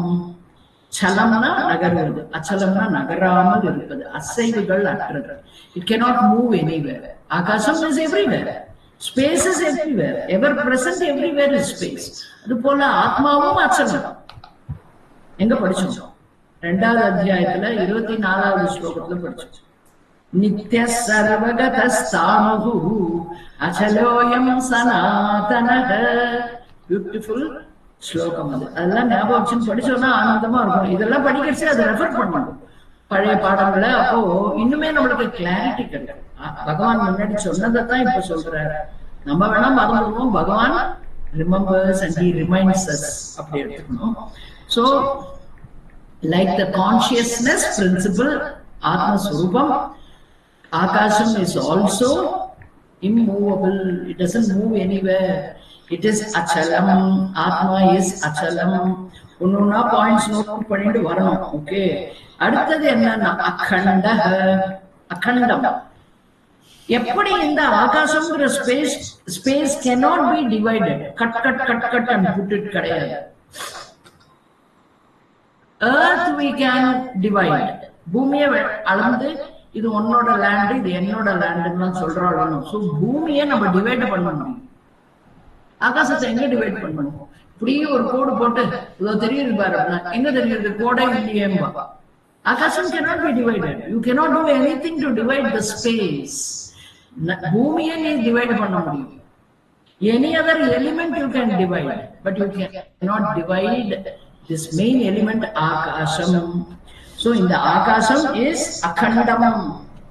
அதே போல ஆத்மாவான கான்சியஸ்னஸ் பிரின்சிபல் அப்படிங்கிற நான் அகம் அகண்டம். ஒவ்வொரு இடத்துலயும் இந்த நான் கொண்டு சேர்க்கணும். அஸ்மி பாவம் வரணும். சாஸ்திரம் படிக்கிறவங்களுக்கு அஸ்தி பாவம் வந்துடும். ஆத்மா இருக்குன்னா எஸ் இருக்குன்னு விடுவோம். அஸ்தி பாவம்னா அதான். ஐ அண்டர்ஸ்டாண்ட் தட் இஸ் ஆத்மா, பட் தட் ஆத்மா ஐயம் அதுலதான் புடிச்சுப்போம். ஆமா எல்லாம் சரிங்க, அப்புறம் இதெல்லாம் விட்டுடணுமே, எப்படிங்களோ விட முடியும்? எதையும் விட வேண்டாம். எல்லாம் அதாவது என்னன்னு புரிஞ்சுட்டோம்னா போறோம். ஓகே, சோ ஆகாசம் is indivisible. Similarly, Atma Swarupam is also indivisible. Water can be divided. பண்ண முடியும் இல்லையா? கெனால் வெட்டி அது உங்களுக்கு எடுத்துக்கோங்க, இது எங்களுக்கு எடுத்துக்கிறாங்க.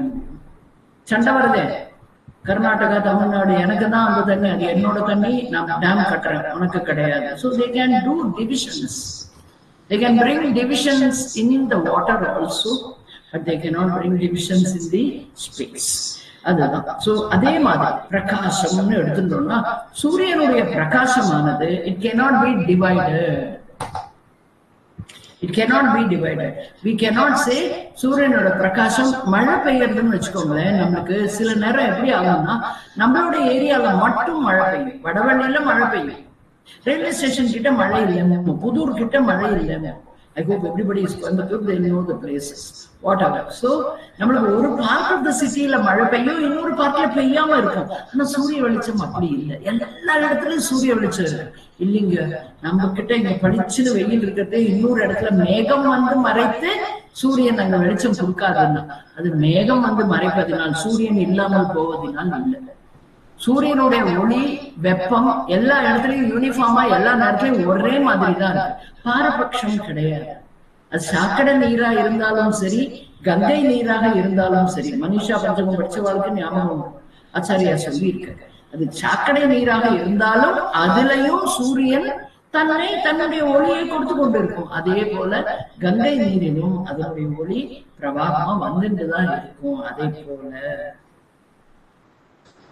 அந்த நேரம் என்ன ஆகுதுன்னா அந்த ஒளியானது சாக்கடை நீர்ல போய் விழற போது it becomes dull.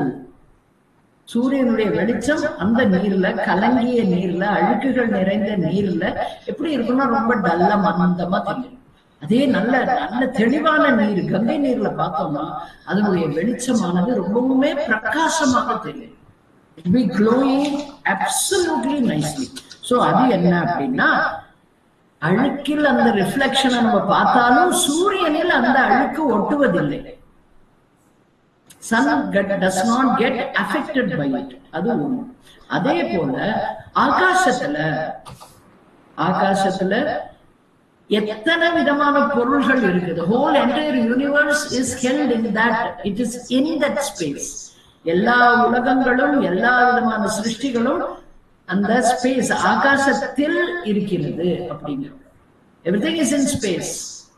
But whatever happens in the world, ஒரு இடத்துல பூஜை பண்ணிட்டு இருக்கா, ஹோமம் பண்ணிட்டு இருக்கா, ஒரு இடத்துல ஸ்மசானத்துல பிணத்தை எரித்து கொண்டிருக்கா, இன்னொரு இடத்துல பர்த்டே செலிப்ரேஷன், இன்னொரு இடத்துல கல்யாணம் பண்ணிட்டு இருக்கா. இப்படி பலவிதமான ஆக்டிவிட்டிஸ்ல பலவிதமான வேஸ்ட் மெட்டீரியலும் பலவிதமான அழுக்குகளும் புகையும் வெளியில வருது. ஆனா ஆகாசம் never gets tainted by anything. அதுல போய் கண்டாமினேட் ஆக முடியாது. Space can never be contaminated the same way. எப்படி அழுக்கு நீரில் சூரிய வெளிச்சம் படும்போது அந்த சூரியனில் அந்த அழுக்கு போய் ஒட்ட முடியாதோ, அதே போல இந்த ஜடமான சரீரத்தில் ஆத்மஸ்வரூபத்தினுடைய ரிஃப்ளெக்ஷன் வரும்போது, அதுதானே சிதாபாசான்னு படிச்சோம், ரிஃப்ளெக்டட் கான்ஷியஸ்னஸ். சோ அந்த ரிஃப்ளெக்ஷன் அங்க வரும்போது it is not tainted. The reflection will get the medium ஓட அழுக்குகளோ எதுவோ அங்க தெரியுமே, அந்நியில் இந்த ஆத்மஸ்வரூபத்தில் ஒன்றுமே தெரிய வாய்ப்பு இல்லை. ஆத்மா can never be contaminated or tainted. அழுக்குப்படுத்த முடியாது. அழுக்கிலேயே இருந்தாலும் ரிஃப்ளெக்ஷன். ஓகே, அதே மாதிரி ஸ்பேஸும் அழுக்காகாது, சூரிய ஒளியும் அழுக்காகாது, ஆத்மாவிலையும் அழுக்குகள் அண்ட முடியாது. Therefore it is asangah. It cannot associate with the dirt in any place. So contamination in any place. That is why it is called asangah. சூரியனும் அசங்கம், ஆத்மாவும் அசங்கம். காற்றை நம்மால் களங்கப்படுத்த முடியும். குப்பையை கொட்டி வச்சோம்னா அந்த பக்கம் நடக்கிறது நாத்தமான ஆறாது. காற்றில் அந்த தன்மை உண்டு. It will take whatever smell it is going through. Okay, அதே மாதிரி ஜலத்தையும் நம்மளால பண்ண முடியும். எவ்வளோ effluents are being pushed into the river and the river is getting polluted னு சொல்றோம். So that can happen to water also.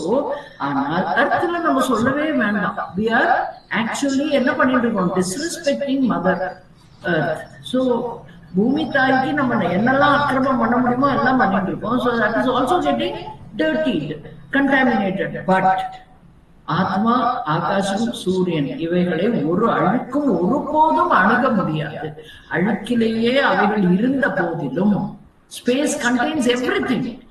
All dirts in this whole entire universe is being present in that space, but that space is never getting tainted, contaminated. So that is called asangatvam. It never associates itself with anything. Therefore it remains as by itself, as itself. அதனால similarly சர்வகத படிச்சதுதான் இத்தனை நேரம் ஆத்மாவை பத்தி. சர்வகத, நித்திய, அச்சல, அகண்ட. இப்ப என்ன சேர்த்துக்கணும்? அசங்க ஆத்மா. ஆத்மாவோட நேச்சர் படிச்சுட்டு இருக்கோம். 5 விதமான நேச்சர் பார்க்கணும். ஆத்மா அசங்க. ஆத்மா இஸ் லைக் சூரியன், ஸ்வயம் பிரகாசக. அதையும் போட்டுக்கணும். சோ இதெல்லாம் தான் ஆத்மாவினுடைய நேச்சரா நம்ம புரிஞ்சுக்கணும். அடுத்ததா சர்வாதாரம் அப்படிங்கிற டெஃபினிஷன். What is சர்வாதாரம்? ஆதாரம் அப்படின்னா சப்போர்ட். சப்போர்ட் எப்படி இது சப்போர்ட்டை நம்ம எடுத்துக்கணும்னா ஆகாசம் தான். அகைன் we are taking ஆகாசம் for that example. நிறைய இடத்துல ஆகாசம் தான் classic example in Vedantam. So ஆகாசம் இஸ் சர்வாதாரம். இந்த சர்வ சிருஷ்டிக்கும் not only the world, earth மட்டும் இல்ல, எவ்வளவு இருக்கு இந்த பிரபஞ்சத்துல, எத்தனை மில்கி வேஸ் எவ்வளவு இருக்கு, எவ்வளவு configuration of lot of other constellations of stars இருக்கு, lot of configuration of our planets இருக்கு, எவ்வளவோ இருக்கு. அது எல்லாத்தையும் தன்னுள்ள கொண்டிருக்கிறது ஆகாசம். பிரம்மாண்டம் இல்லையா? அந்த ஆகாசத்தையும் தன்னுள்ள கொண்டிருக்கிறது தான் ஆத்மா. Where is that ஆகாசம்? It is not in one place like that. ஆத்மா இங்க இப்படி உட்கார்ந்துட்டு இருக்கு, அங்க ஆகாசம் போ அதெல்லாம் எல்லாத்தையும் உனக்குள்ள வச்சுக்கோ, அந்த மாதிரி இல்ல. ஆகாசம் இஸ் ஆகாசம் இஸ் இன் ஆத்மா. அப்போ அந்த ஆத்மாவனுடைய பிருகத்தமத்வாத் பிரம்மன்னு சொல்றோம். அத மாதிரி ஒரு பிரம்மாண்டம் இனி உன்னால பார்க்க முடியாது. அந்த மாதிரி உன்னால் your mind cannot comprehend the enormity of that atma. Therefore understand that which is sarvagataha, nityaha, achalaha, akhandaha and asangaha. Also you should understand swayam prakashaha, that is atma. இப்ப அடுத்தது சர்வாதார ஆத்மான்னு பார்க்க போறோம். அது எப்படின்னு பார்த்தோம்னா, ஆகாசம் எப்படி எல்லாத்தையும் தன்னுள்ள கொண்டு இருக்கிறது, சர்வ சிருஷ்டி பிரபஞ்சத்தையும் தன்னுள்ள காஸ்மாஸ் யூனிவர்ஸ் எந்த லாங்குவேஜ்ல சொன்னாலும் the entire whatever you have understood as srishti, everything is where it is all contained in that akasha. Okay, adai pola similarly adu enna pandrathu aduna it is holding everything. That space is holding everything. When the veedu kattrona the veedu enga irukku space la, that space is holding the house. எத்தனை மாடி கட்டுறோம் எல்லாத்தையும் இந்த space is holding. அதே மாதிரி ஆத்மா என்ன பண்றதுன்னு, it is supporting the matter. ஆகாசம் is one of the matter. அதனாலதான் சொன்னோம் ஆத்மாவினுள் இருப்பது ஆகாசம். It is supporting the matter. மேட்டர்னா என்ன, எங்க படிச்சோம், இது படிச்சிருக்கோம், எங்க படிச்சிருக்கோம், பிரம்மாஸ்ரயா மாயா. Maya being matter, it has taken the support of Brahman. Therefore, Brahman is giving ashrayam. It is the ashrayam of Maya, adharam of Maya, support of Maya. Therefore, support of matter. Maya na matter. So, Atma, eppadi inda Brahmandam is being supported by the space. Atma is supporting the matter. அப்படின்னா எங்கெல்லாம் நீ பார்க்கறியோ அது எல்லாத்துக்கும் ஆதாரமா பார்ப்பதுன்னா பொருள்களை தான் பார்ப்போம். அந்த பொருள்கள் எல்லாம் என்ன, பஞ்சபூதத்தால் ஆனது, முக்குணங்களால் ஆனது, மாயா காரியம், matter. Therefore, all the matter that is visible, that is supported by Brahman, Atma. Therefore, sarvadharam, sarva srishti ஆதாரம், எல்லா பிரபஞ்சத்துக்கும் ஆதாரமா இருக்கிறது அந்த ஆத்மஸ்வரூபம். சோ சூரிய பிரகாசம் எப்படியோ, சூரிய பிரகாசம் இஸ் ஆதாரம் ஃபார் லைஃப். ஒரு பயிர் வளரணும்னா சூரியன் வேணும்.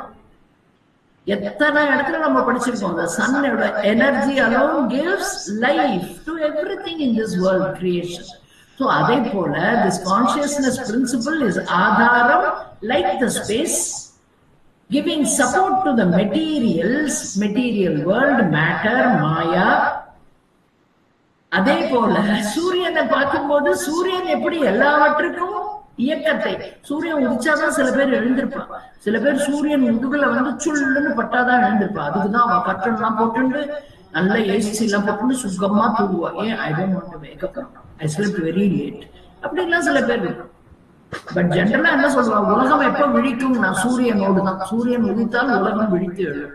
சூரியன் அருணோதயம் ஆகும் போதே பட்சிகள் எல்லாம் எழுந்து வந்து கிச்சு மிச்சு கிச்சு மிச்சுன்னு சத்தம் போட்டு, மனுஷாலாம் அந்த சூரிய உதயத்துக்கு முன்னாடி எழுந்து ஸ்நானம் பண்ண பிரம்ம முகூர்த்தம்னு சொன்னாங்கன்னா அவளுடைய சுத்த சங்கல்பம் அதுதான்.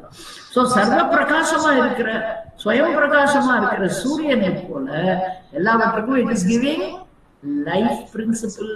It is a life principle in everything. So adharam like the space and providing the life like the Suryan. சூரிய பிரகாசம் மாதிரி ஆத்மா ஸ்வயம் பிரகாசமாக எல்லா இடத்திலும் சேத்தன மயமாக்கி கொண்டு இருக்கிறது. அதனுடைய பிரசன்ஸ்னால ஜடமும் சேத்தனத்தை அடைகிறது. அதுதான் விஷயம். So similarly, so conscious, we become aware, we become conscious. எல்லாருக்கும் அவேர்னஸும் கான்சியஸ்னஸும் வர்ச்சை எல்லாம் ஐ ஷுட் ரிமெம்பர் திஸ் ஆதாரம் சர்வாதாரம் அப்படின்னு. சோ இதெல்லாம் யார் புரிஞ்சுட்டாங்க, இந்த சர்வாதாரமா என்னெல்லாம் படிச்சோம், சர்வகதக, நித்யக, அச்சலக, அகண்டக அண்ட் அசங்கக அண்ட் ஸ்வயம் பிரகாசக, சர்வாதாரக, இதெல்லாம் தான் ஆத்மாவுடைய டிஸ்கிரிப்ஷன், நேச்சர். இப்ப அதோட முடிச்சுக்கலாமா ஆத்மாவான? No, you have to own up that ஆத்மா. அப்ப எப்படி அதை ஓன் அப் பண்றதுன்னா, இப்ப எல்லாத்தையும் நான் சொன்னேனே, இந்த this is Atma's nature and tat Atma aham asmi, அதுதான் வரும். that Atma I am, that Atma I am, இது நம்ம மனசுல உரைக்கணும்.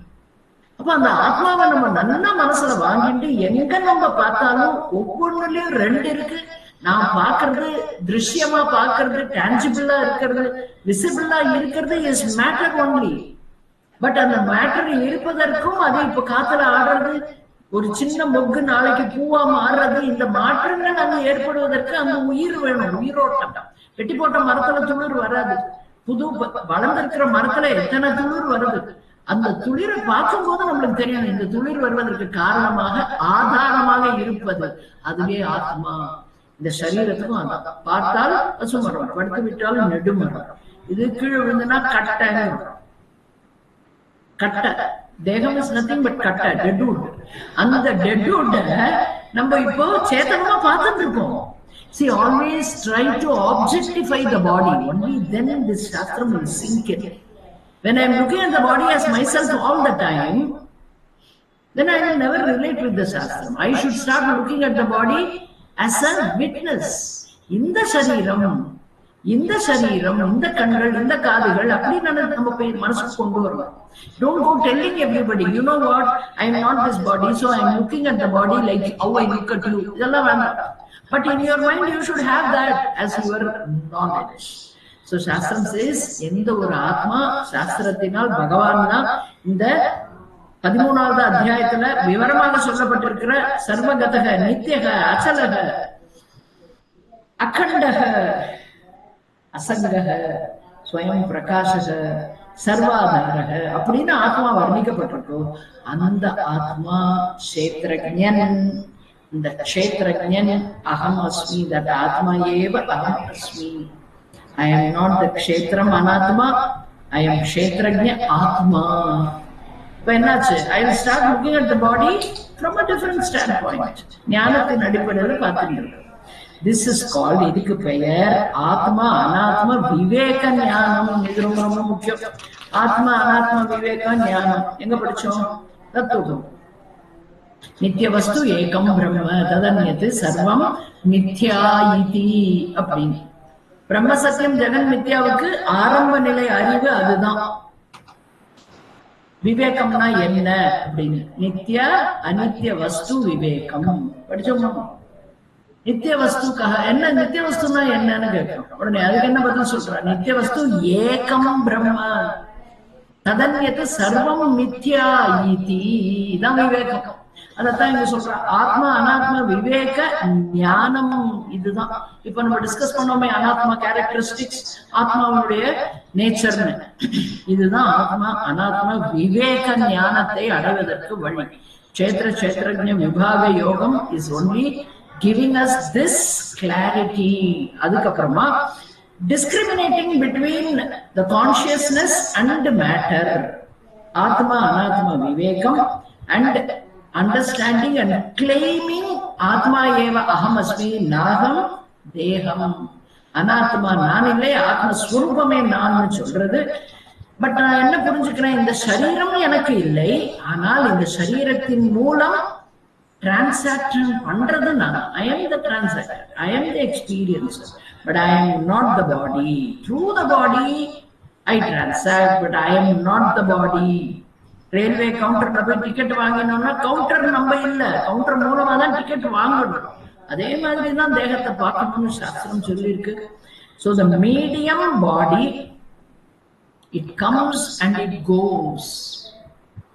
Asti jayate vardate viprinamate avakshiyate vinashyati. This is the nature of this medium, the transacting medium. Bhoga ayatana, this counter of transaction.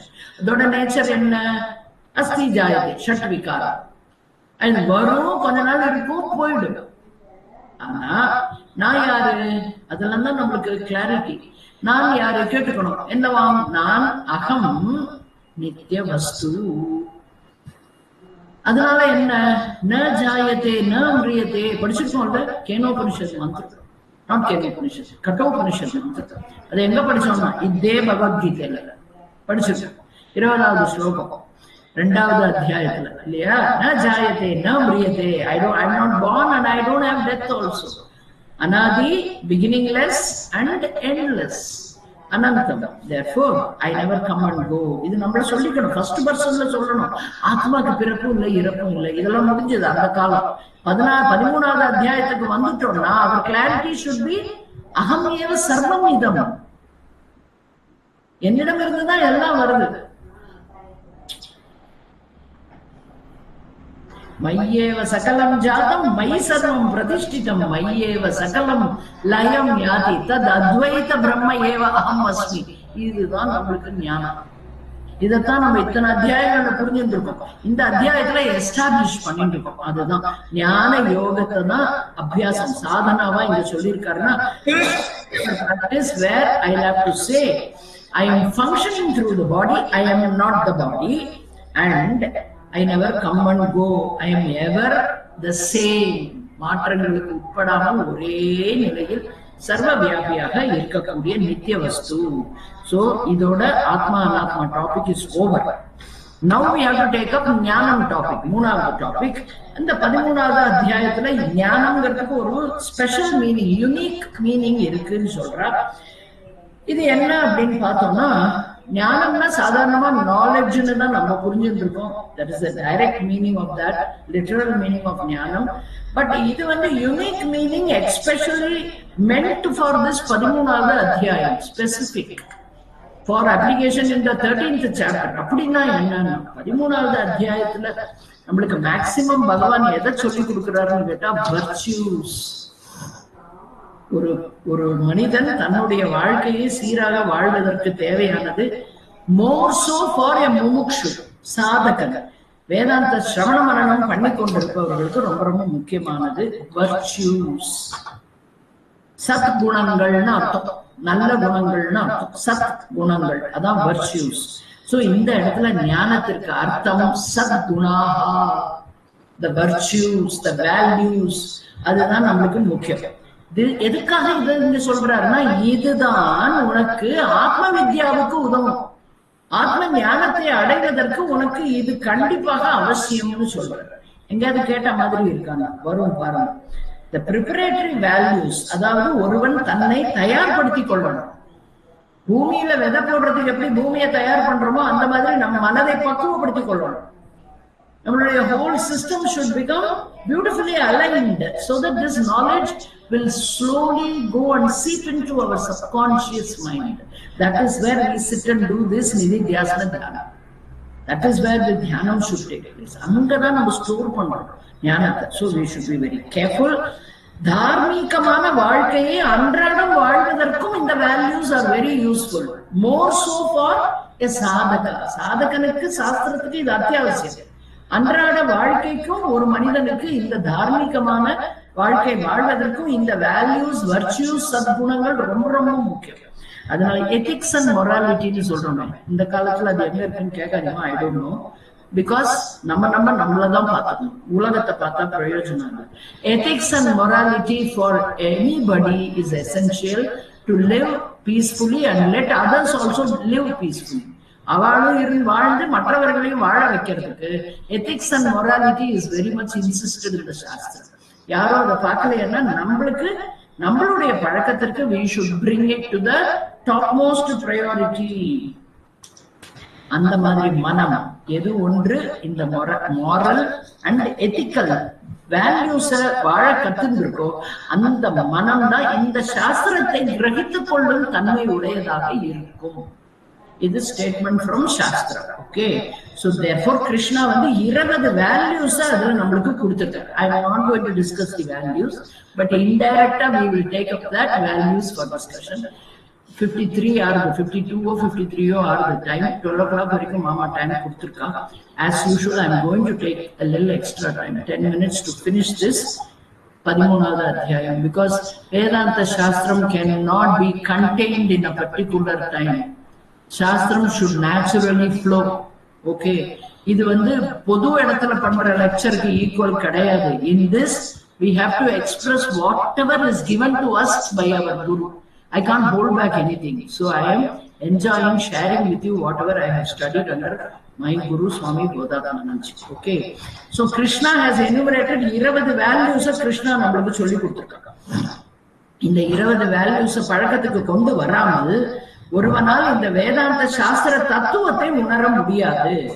Even அதை புரிந்து கொண்டதாக ஒருவனுக்கு தோன்றினாலும் கூட it will become academic knowledge, book knowledge இருக்குமே தவிர he can get a PhD, he can do masters, PhD, post doctoral எல்லாம் பண்ணலாம் வேதாந்தத்துல, கஷ்டமே கிடையாது. ஆனா அவனுக்கு அது மோட்சத்தை கொடுக்காது. The purpose of study of Shastra for a mumukshu is to only know his true nature. That is moksham. So inga adha paakano. It enna mokshamna enadu, it has to transform the personality, and the transformation will never happen for a person who does not cultivate this 20 values. In the 20 values are the most valuable instructions from Bhagavan Sri Krishna. அது எல்லாமே இந்த வேதாந்தம் படிக்கிறவா இருக்கா, படிக்கலாம். ஆனா that will be only a mere information. It will not bring in the transformation. Very, very important. நமக்கு வேணுங்கிறது transformation. I should not cling on to this anatma degamana buddhi and keep crying all the time. ஐயோ என் வாழ்க்கையில் எப்படி இருக்கேன்னு. I should win over this body mind sense complex, and I should have the guts to say I don't have a body. Aham நிராகாரக. ஆகாரம்னா சரீரம். சரீரம் எனக்கு கிடையாதுன்னு நம்ம புரிஞ்சுக்கணும்.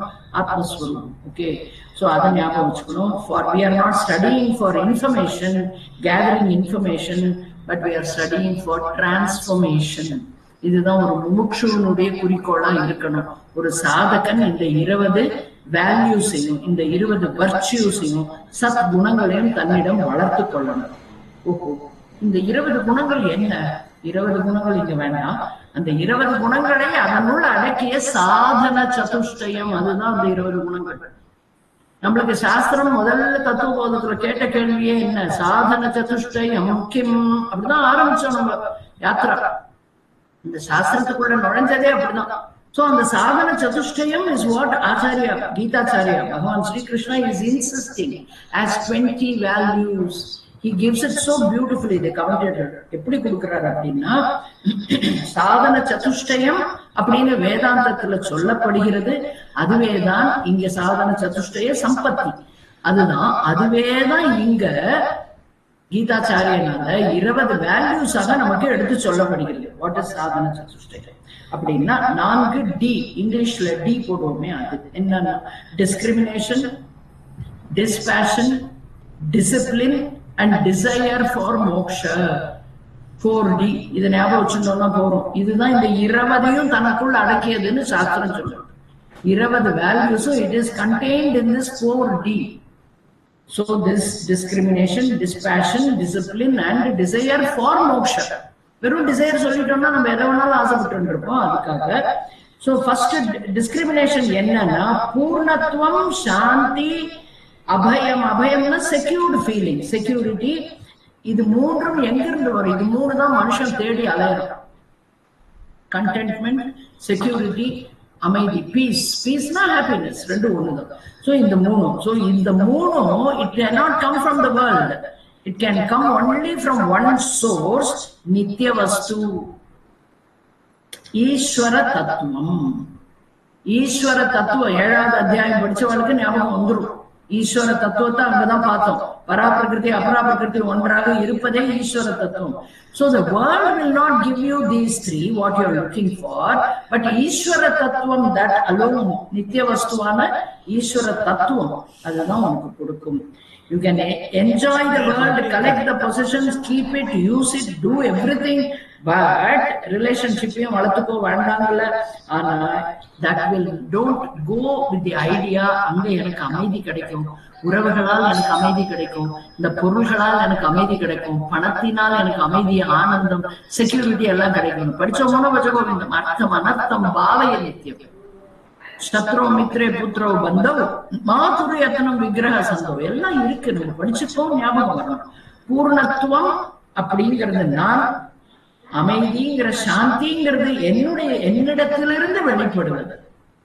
ஸ்வரூப ஆனந்தம் எனக்கு, பூர்ணத்துவம் நானே, இன்ஃபினிட், அகம் அஸ்மி, சத்தியம் ஞானம் அனந்தம் ஆனந்தம் பிரம்ம ஏவ அகம் அஸ்மி. This understanding is called vivekam. Means I will stop running after the world of objects. I know everything is in me, as me, with me. எல்லாமே நம்மளுக்கு புரிஞ்சிடும். And that is called vivekam. Nithya நித்திய வஸ்து விவேகம் அங்க இந்த இடத்துல 13வது அத்தியாயத்துல சாதன சதுஷ்டயத்தினுடைய விவேகம் should be interpreted like knowing my true self. I will never run for all this anywhere with the world. I won't search for this. Okay, வைராக்கியம் என்னன்னா understanding and changing the priorities. முன்னாடி என்னோட priority என்ன? உலகத்துல என்னெல்லாம் கிடைக்குமோ எல்லாத்தையும் வச்சுட்டா நான் சேஃபா இருப்பேன். என்கிட்ட நிறைய நண்பர்களும் பந்துக்களும் இருந்தா நான் ரொம்ப கேர்ஃபுல்லா சேஃபா எல்லாரும் என்ன வந்து பார்த்துப்பாங்க. சாஸ்திரம் சொல்றது, you have to stop depending upon the world and shift your dependence to God. பகவான்கிட்ட டிபெண்ட் பண்ணு. Drop the world dependence, move to Ishvara dependence. அங்கிருந்துதான் when you understand there is no two ஆத்மா, பரமாத்மா ஜீவாத்மா கிடையாது, இருப்பது ஒரே ஆத்மாங்கிற தத்துவம் புரியும் போது, ஈஸ்வர தத்துவம்ங்கிறது என்ன, ஸ்வரூபம் ஆஃப் ஈஸ்வர, 7வது அத்தியாய பாடம் அது. அந்த ஈஸ்வர தத்துவத்தை புரிந்து கொள்ளும் போது I will not have any fear of anything. வைராகியம் will naturally come to me. So I have to prioritize Ishvara dependency, and secondary I can keep world dependency for my day-to-day use. சாப்பாடு வேணும்னா கடவுளே நீ தான் எனக்கு சாப்பாடை கொடுக்கணும், உட்காந்து இருந்தா சாப்பாடு கிடைக்காது. உழைச்சு சம்பாதிச்சு வாங்கி வந்து சமைச்சு சாப்பிடணும். So put forth all that effort for your daily existence of this body, maintenance of this body, but for the dependence of Shanti, Purnatvam and security, you have to depend only upon the source, that is Ishvara. Adu Vairagya.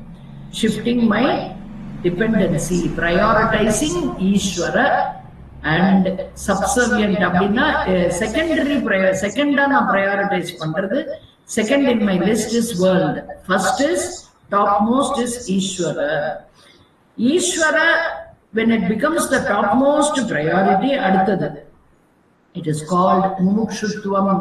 So vivekathanaal vairagyam, vairagyathiலிருந்து வந்தது mumukshutvam. Ishvara dependence is called mumukshutvam. Ishwaran or Brahman alone is the purpose of my birth. Adha நான் தெரிஞ்சுக்கணும். This is mumukshutvam. So mokshame bhuyat iti ichha, and the desire for moksham comes with vairagya. And then shat sampatti nu onu padichirukku. அதுல inner discipline, அது என்னன்னு டோட்டலா எல்லாத்தையும் சேர்த்து தான் பார்க்க போறோம். Don't worry. Integration of the entire personality. What is a personality அப்படின்னா, body is physical personality and all your internal, that is mind, pranam is your physiological personality, mind is your emotional personality, buddhi is your intellectual personality. இந்த 4 personalityயும் அதோட ஃபீல்ட்ல work பண்ணிட்டு இருக்கு. Now we have to collectively integrate them.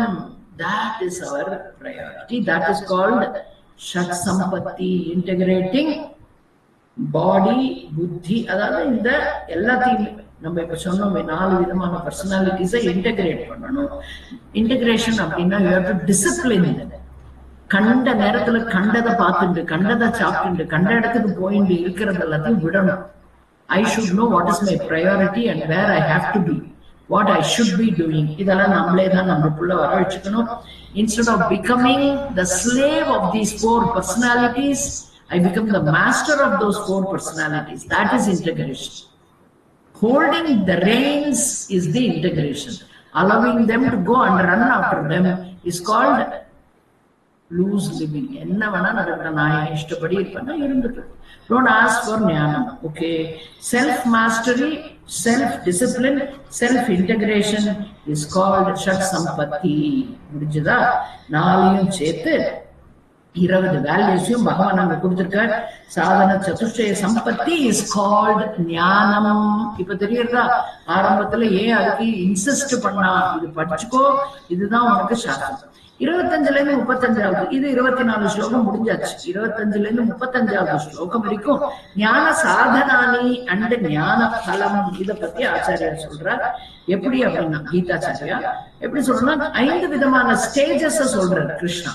5 different stages for you to evolve, how your spiritual growth should be.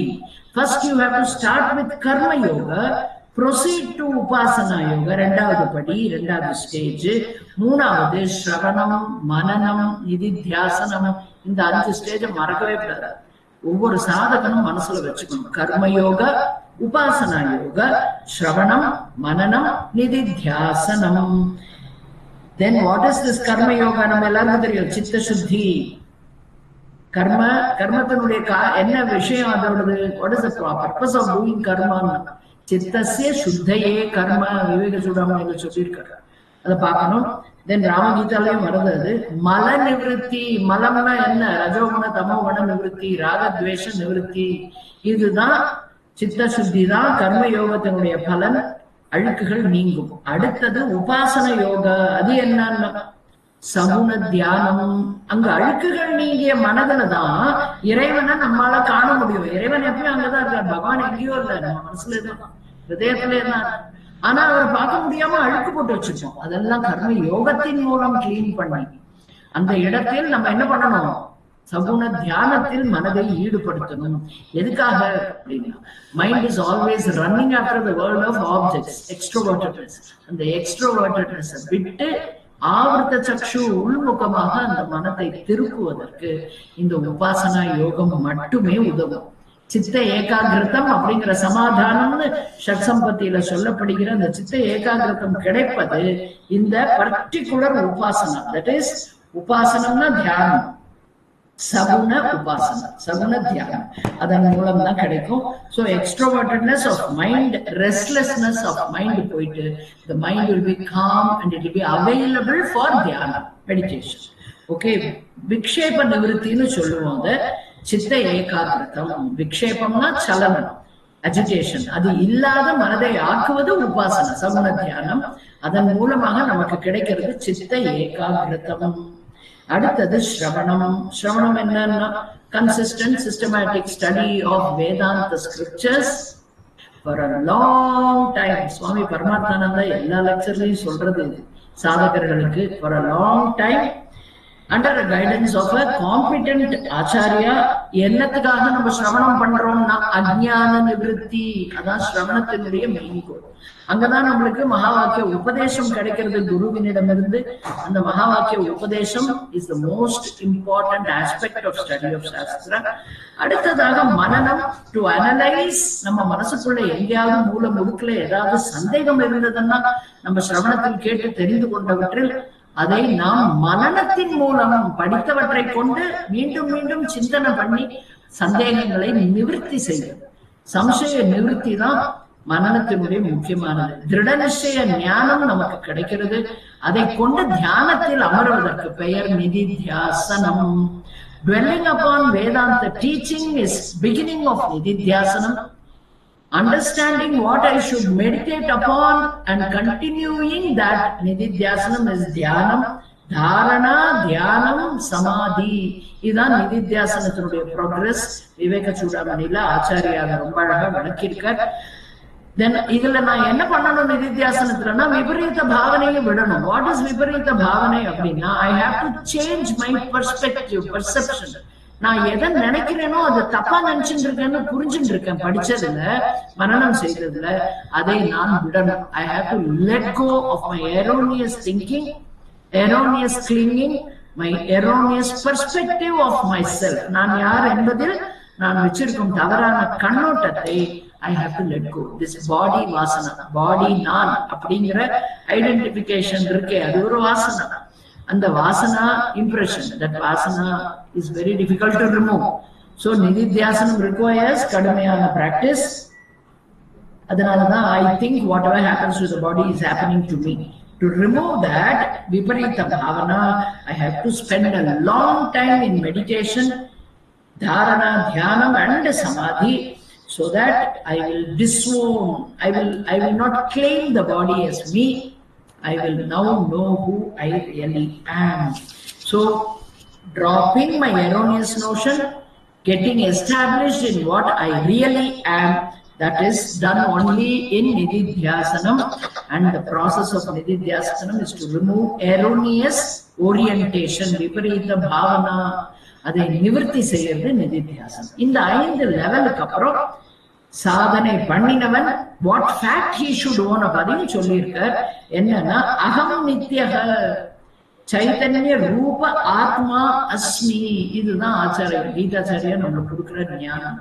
இந்த ஞானம் விபரீத பாவனை முடிந்தவுடன் நம்மளால அந்த 5ஐயும் சரியான முறையில எஸ்டாப்ளிஷ்டா பண்ண உடனே நமக்கு கிடைக்கிறது என்னன்னா இந்த ஞானம் தான். அகம் நித்யக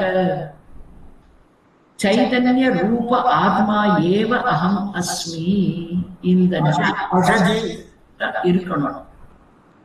I'm going to conclude now. Can you give me 3 minutes? I'm going to take. Okay, because I can't leave it halfway through, Mama, please.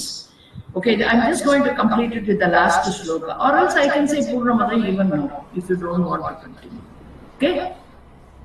No problem. I'm okay for anything. So this is the Jnana Phalam. Jnana Phalam enna சொல்றார் அப்படின்னா சர்வத்திர சமதர்சனம் is our first ஞான பலம். எல்லா இடத்துலயும் அனாத்மா ஊடேயும் ஆத்மாவை நம்மளால உணர முடியுங்கிறது தான் அந்த சர்வத்திர சமதர்சனம். As I told you, this Shastram is so intricate, we cannot just confine it to a particular time. And I'm not taking more time, right? It's only 10 minutes. I know about your protocol. And the dining hall, definitely they can do. Mama will definitely have a recording. You all can listen to it. But my dharma is completed. Another 2 minutes.